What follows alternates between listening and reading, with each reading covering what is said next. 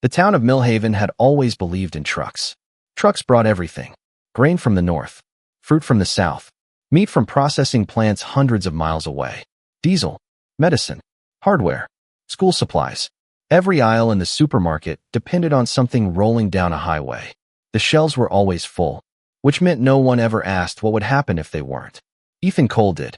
His farm sat just outside Millhaven, where the paved road gave way to gravel and the land stretched wide and flat under a restless sky. Generations of his family had worked that soil: wheat in spring, corn in summer, soybeans when the rotation demanded it. He wasn't dramatic. He wasn't loud. He wasn't political. He was observant. While other farmers checked rainfall forecasts, Ethan checked shipping reports. While others watched commodity prices, he studied port congestion data. He read agricultural journals, but he also read maritime logistics analysis, fuel reserve reports, and international trade bulletins. 3 years ago, he began to notice patterns: longer shipping delays, fewer transport redundancies, increased dependence on centralized distribution hubs, drought cycles intensifying across multiple breadbasket regions. He built spreadsheets no one else saw, charts showing how thin the margins had become. Millhaven believed food came from the supermarket.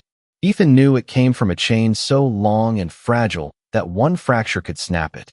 At first, he only adjusted his planting ratios. Then he built something new.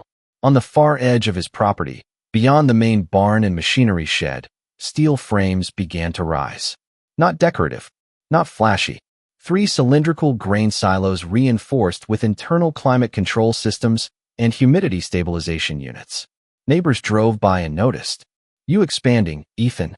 Planning to corner the market? You expecting a famine?" He shrugged it off. Just planning ahead. The truth was more specific. He wasn't storing for profit. He was storing for interruption.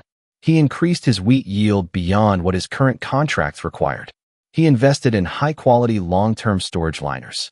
He installed backup generators dedicated solely to preservation systems. He calibrated temperature monitoring down to half-degree precision. He did the math. Millhaven's population, 8,200. Average daily grain-based calorie requirement per person. Projected consumption curve. 3 silos filled properly could cover essential caloric needs for close to 34 months, if rationed correctly. He never told anyone that number. At the town diner, the jokes became predictable. Cole's building a bunker. He thinks the apocalypse is coming. Probably watched too many documentaries. Ethan drank his coffee and listened. He never argued, because arguing doesn't change logistics. That autumn, headlines started shifting tone. Fuel prices rose sharply after geopolitical tensions escalated overseas. A major shipping canal reported reduced capacity due to extreme drought. A cyber attack briefly disrupted a national freight routing system. The supermarket shelves in Millhaven still looked full, but Ethan noticed something different. Restock times were longer. Certain brands didn't return after selling out. Trucks arrived less frequently, and when they did, they weren't as full. He expanded storage quietly, signed fewer external contracts, shifted more of his yield inward. By spring, the silos were nearly at capacity. By summer, they were sealed. Then, in early September, 3 events happened within 12 days. A major port strike halted container unloading. A diesel refinery fire reduced regional fuel distribution. And a coordinated cyber attack froze multiple national logistics databases simultaneously. For the first 48 hours, Millhaven didn't notice. Then deliveries slowed. Then they stopped. By day 5, the supermarket manager stood in the center aisle staring at empty metal shelves. By day 7, people began driving to the next town. By day 9, that town was empty too. The trucks weren't coming. Not because of one disaster, but because too many weak points had failed at once. Millhaven had never imagined a quiet collapse. No explosion, no sirens, just absence. At sunset on the 10th day, Ethan climbed the ladder beside the tallest silo and looked out over his land. Beyond his fields, he could see the highway. Empty. No headlights. No diesel engines in the distance. Only wind across dry soil. Behind him stood 3 sealed steel cylinders filled with grain. In town, parents were calculating how many meals they had left. Ethan knew something the rest of Millhaven was about to learn. Food security isn't about abundance. It's about resilience. And by morning, someone would knock on his door. The knock came just after sunrise. Not loud, Not aggressive. Uncertain. Ethan was already awake. He had been tracking regional fuel reports through a shortwave agricultural network that still functioned sporadically. Diesel reserves were critically low. Interstate freight movement had dropped by more than 70% nationwide. He opened the door. It was Mayor Collins. Behind her stood the supermarket manager and two members of the town council. None of them smiled. "We need to talk," she said. Ethan stepped aside and let them in. They stood in his kitchen, glancing out the window toward the silos that had once been the subject of jokes. "The store is empty," the manager said plainly. "Flour, rice, pasta, animal feed. Gone." "We thought deliveries would resume," Collins added. "But the distribution center hasn't responded in 3 days." Ethan nodded. He had expected this timeline. "How long do you estimate before resupply?" he asked. They exchanged looks. "We don't know," she admitted. That was the real answer. Not days. Not weeks. Unknown. And unknown is what breaks confidence. By noon, the town had shifted from inconvenience to anxiety. People began rationing instinctively. Social media rumors spread faster than facts. Some claimed fuel would return tomorrow. Others said national reserves were collapsing. No one had reliable information. The gas station ran dry by mid-afternoon. The clinic announced it would conserve medical supplies. Parents started skipping meals so children wouldn't. That evening, Ethan walked the perimeter of his storage facility. He checked humidity levels, internal grain temperature, generator fuel capacity, structural seals. Everything was stable, but he understood something critical. Grain in steel walls is not food. Not yet. Food requires milling, distribution, order. Without structure, desperation replaces coordination. At 7:30 p.m., the first argument broke out in front of the closed supermarket. Voices raised. Someone accused the store manager of hoarding. Someone else accused the mayor of hiding information. Fear was shifting into blame. The next morning, more people came to Ethan's farm. Not officials this time. Neighbors. A young father. An elderly couple. A mechanic he'd known for 20 years. They didn't demand. They asked, "Ethan, do you have anything?" He didn't answer immediately. Instead, he invited them into the barn and laid out numbers on a folding table. "If I release everything at once," he said calmly, "it will be gone in 2 weeks." Silence. "If we structure distribution properly, we can stretch it close to 3 years. 3 years. The numbers sounded impossible. Hopeful.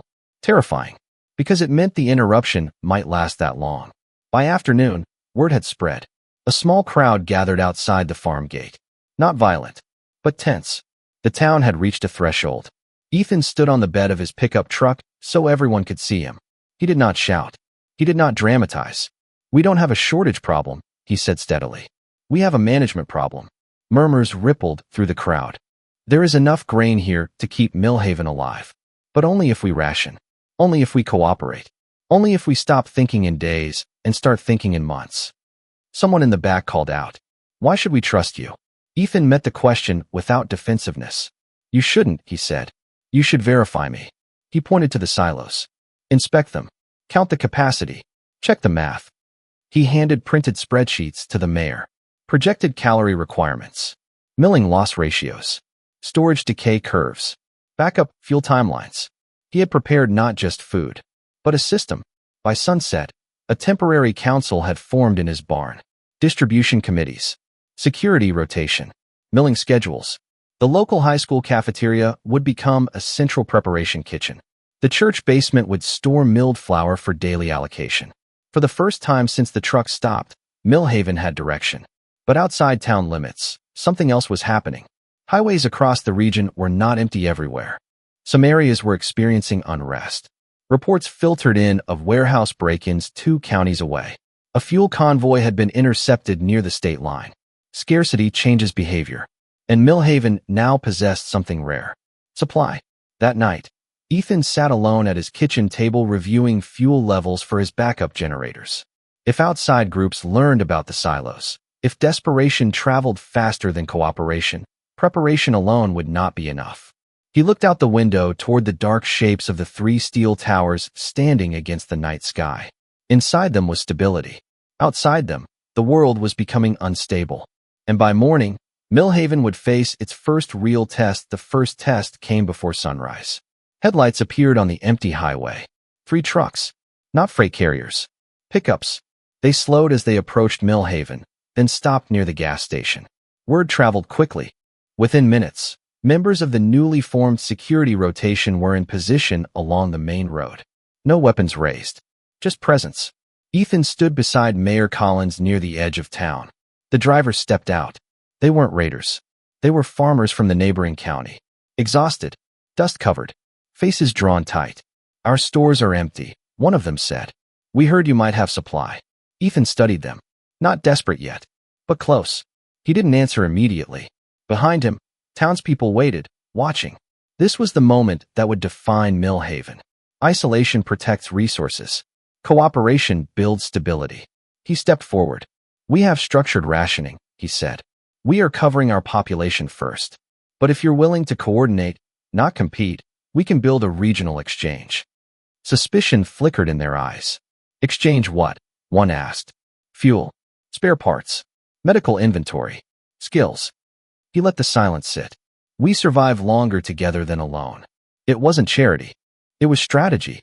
By noon, a joint agreement was drafted inside the high school cafeteria. Millhaven would provide limited grain shipments weekly under strict accounting. In return, the neighboring farms would contribute diesel reserves and mechanical support to maintain milling operations. The exchange stabilized both towns. But the second test came harder. 2 nights later, another convoy approached. This time, engines revved aggressively. 6 vehicles. No farm insignia. No introductions. They didn't ask. They demanded. "You've got food," one of them shouted. "Share it." Ethan stepped forward again, but this time the tone was different. "We are sharing," he said evenly. "Through structure. Through agreement. Not through force." The man laughed. But he noticed something. Millhaven was not chaotic. There were organized watch rotations. Clear lighting along the perimeter. Visible cooperation between towns. Order Dieter's opportunism. The group lingered for minutes that felt longer than they were. Then they left. Not because they were convinced. Because they were calculating risk. After that night, Ethan expanded coordination beyond food. Barter networks. Tool-sharing systems. Local seed banks. Training sessions on grain preservation and soil recovery. He didn't just release grain. He released knowledge. Within weeks, Millhaven no longer felt like a town waiting for rescue. It felt like a town rebuilding itself. National supply systems did not recover quickly. Months passed before limited freight resumed. Even then, reliability was fractured. But Millhaven was no longer fragile. One evening, late in the second month, Ethan stood outside the silos as the sun dipped low across the fields. Children were playing near the barn. The cafeteria kitchen lights glowed steadily in the distance. Diesel deliveries from the neighboring county arrived on schedule. Mayor Collins walked up beside him. "They used to call you paranoid," she said quietly. Ethan looked across the land. "Preparation looks like paranoia," he replied, "until it looks like foresight." The wind moved gently through the wheat fields ready for the next planting cycle. The silos were not empty, but they were no longer secret. They were shared. Millhaven had learned something most towns never consider while shelves are full. Food security isn't about what you have today. It's about what you protect for tomorrow. The trucks would eventually return. The headlines would eventually calm. But Millhaven would never again confuse convenience with stability. Because when hunger reached the town, survival didn't belong to the loudest voice. It belonged to the one who prepared before the silence came.